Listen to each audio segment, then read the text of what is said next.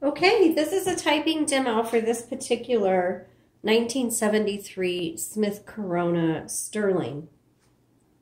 And let's take a look at a couple of things. This is going to be just a nice budget typewriter. So if you're just getting into using typewriters, or you just want something that's inexpensive, or you want something for your kids, then this is going to be a really good typewriter for you.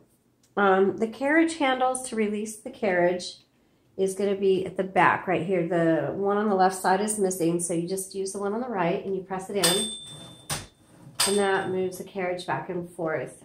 You can hear that the bell does work on that.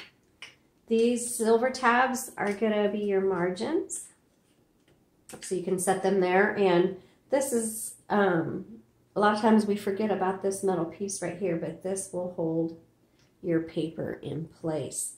So when you're ready to roll your paper, you just slide it back here and then roll the handle, and it'll catch along the roller. There you go. This one lined up real nice, but if it was crooked, you could use this metal piece on the right side to release the bar at the bottom that holds the tension of the paper. So you just release that, and then you can pull that bar out, and then you can move it around back, and you put that there. Okay, so also right here is on the left side is a metal tab that is a selector for line advance. So you can advance it 1 line, 2 lines, or 3.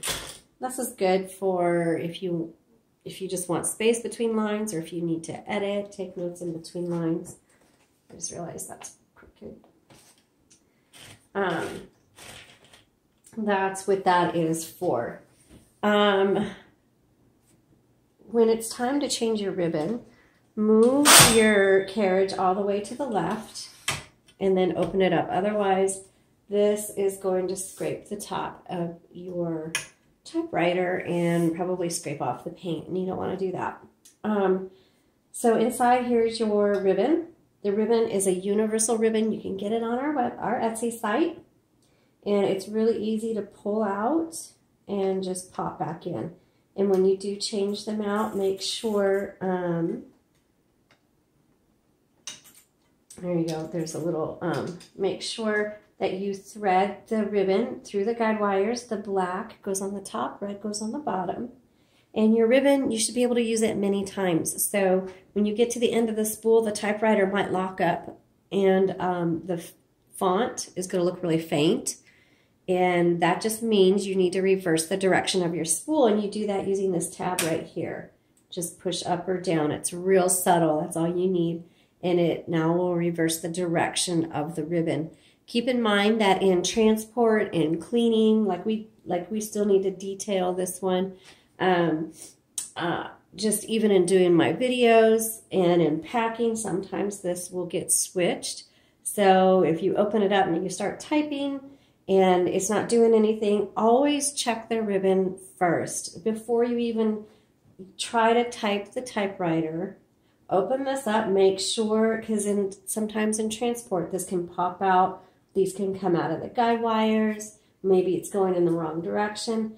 And just check, make sure it looks good. And then, like, I need to put that back down.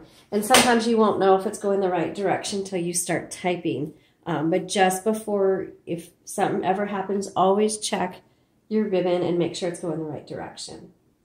This determines how hard, and there's no, actually, that one doesn't work, but you don't need it. It just determines how hard you want the type bars to hit the paper. And then this one is your color selector. So bottom is going to be red and top is going to be black.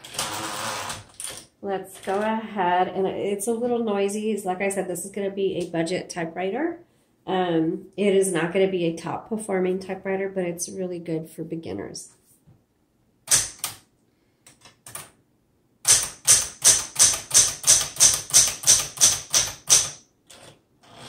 Oh, I've got it on triple space.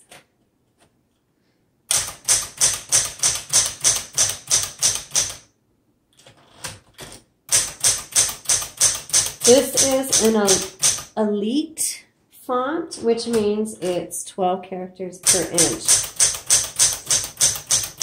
So it's smaller. This is going to be a good typewriter for crafts.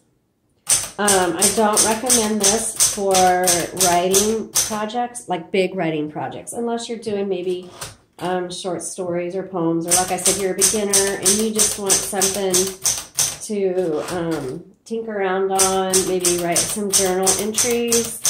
But really, this is probably better for, you know, maybe occasional use, like maybe you want to type a card on it, or you want to do labels or something like that. This is what this one is going to be better for that. I'm sorry, I can't type and talk at the same time. Okay.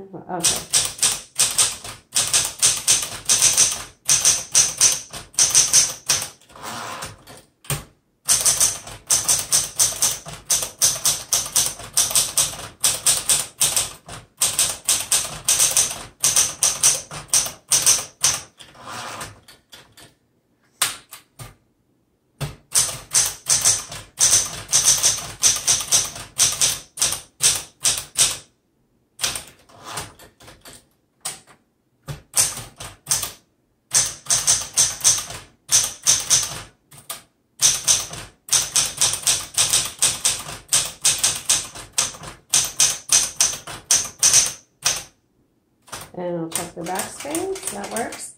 Okay, so this works.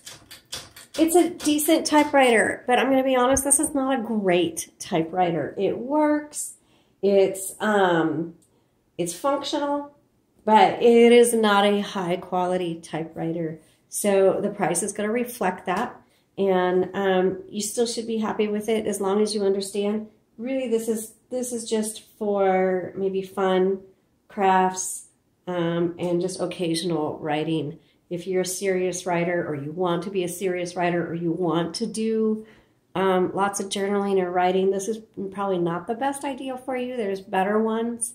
But if you're just wanting something that's budget, maybe your kids are showing an interest in typewriters and you don't want to invest a bunch of money, or like I said, you just want something to use every once in a while to fill out forms or do some crafts, then this will be a good option for you. All right, thanks so much for watching. Let us know if you have any questions.